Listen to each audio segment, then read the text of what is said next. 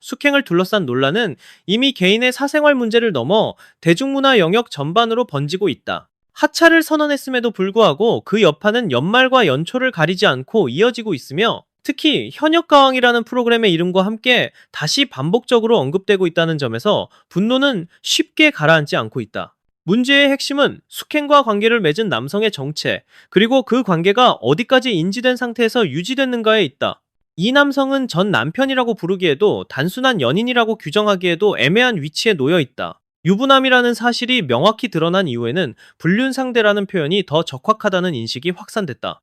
사건이 처음 공개된 이후 해당 남성의 신분과 배경에 대한 관심은 폭발적으로 증가했고, 이미 여러 정황과 증언을 통해 상당히 구체적인 모습까지 드러난 상태다. 사건의 확산은 한 유튜브 채널을 통해 촉발됐다. CCTV 영상과 함께 두 사람이 입맞춤을 하거나 동거 중인 것으로 보이는 장면들이 공개되면서 논란은 걷잡을 수 없이 커졌다. 최초 공개 이후 며칠 사이 관련 영상에는 수천 개의 댓글이 달렸고, 조회수는 수십만을 넘어섰다. 이는 단순한 연예 뉴스 소비가 아니라 상당수 대중이 이 사안을 하나의 사회적 문제로 인식하고 있다는 방증이다.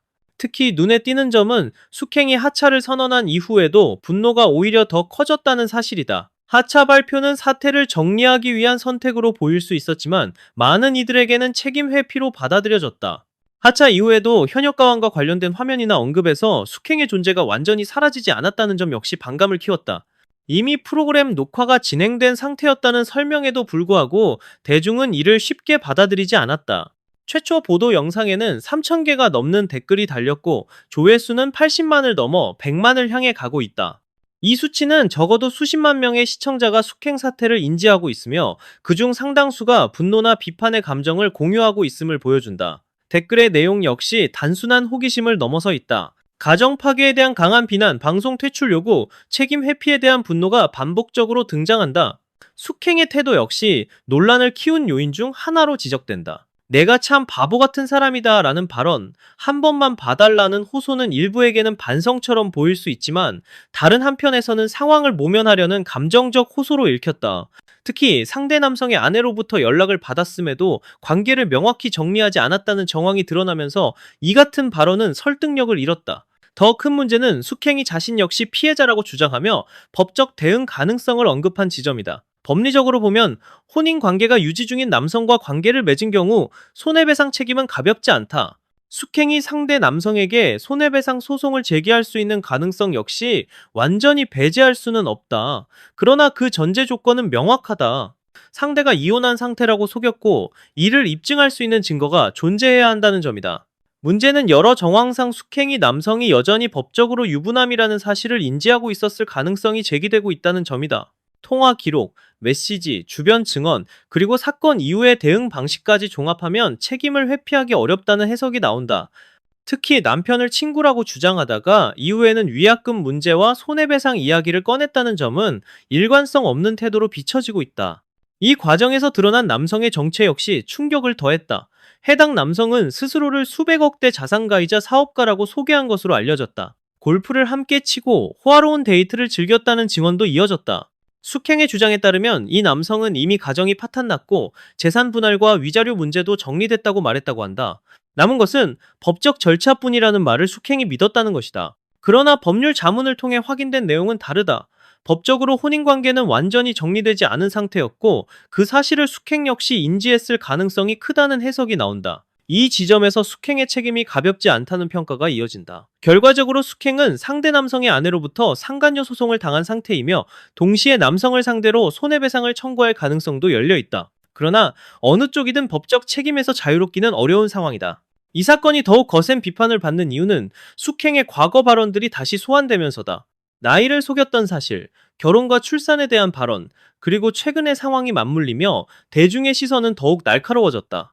과거 방송에서 나이를 숨겼던 이유를 회사 방침으로 설명했지만 상간 논란 이후에는 그 모든 선택이 다시 해석되고 있다.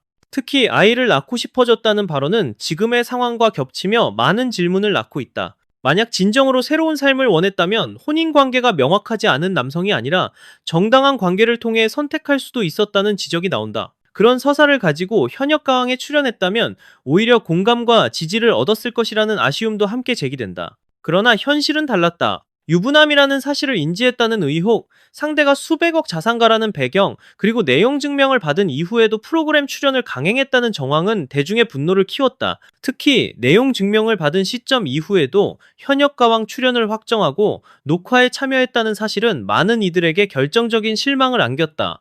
이 사안을 전 남성의 아내 입장에서 바라보면 분노는 더욱 선명해진다. 가정을 지키려 했던 입장에서 볼 때 모든 상황이 공개적으로 소비되고 있다는 사실 자체가 또 다른 상처가 된다. 더 나아가 상대 남성이 실제로는 수백억 자산가가 아닐 가능성까지 제기되면서 이 관계의 출발 자체가 거짓과 기망 위에 있었을 가능성도 언급되고 있다. 또 하나 간과할 수 없는 지점은 이 논란이 숙행 개인에게만 머물지 않고 현역가왕이라는 프로그램이 쌓아온 신뢰 전반에 영향을 미치고 있다는 사실이다. 경연 프로그램은 참가자의 실력과 서사를 소비하는 동시에 그 인물이 지닌 삶의 태도와 선택까지 함께 무대 위로 끌어올린다. 특히 트로트 경연은 공감과 정서를 중시하는 장르 특성상 참가자의 이미지와 현실이 분리되기 어렵다.